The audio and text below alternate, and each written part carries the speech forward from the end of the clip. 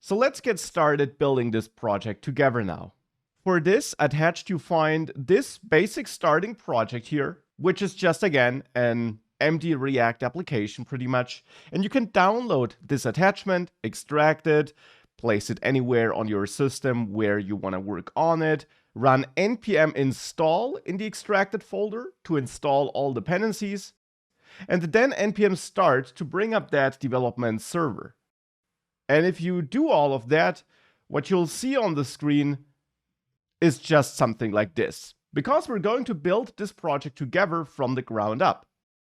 And that, of course, means that we'll build many components and that we'll practice many things which we learned early in the course already, because components and passing data between components and managing state and all of that, of course, are crucial core fundamentals of React. So we will need those in any project we build.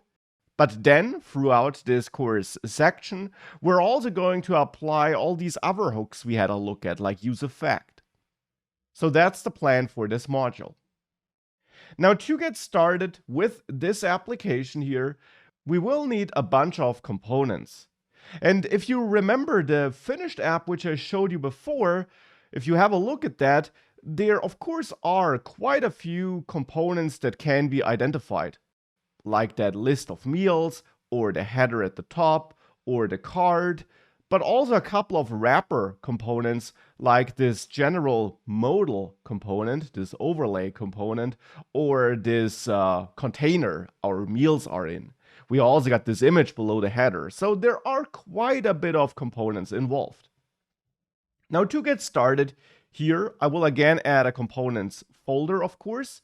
And in that components folder, I will add 4 subfolders, which is just a personal decision made by me, and I'll explain it along the way. One subfolder is the UI subfolder. I want to place general UI elements, general UI components in that folder. For example, I will have an input component in there, where the user can enter the amount in this application. I will have a card component in there, which will be this container around my meals, for example. And I plan to place the modal component in that folder. So some general UI components which are not tied to a specific feature of this application, but which instead could be used in multiple places in any project. I will also add another folder side by side to the UI folder, and that will be the layout folder. Now, in that folder, I plan to add my header component, basically, and also another component which will be related to that header. Another folder which I will add side by side to layout and UI is the meals folder.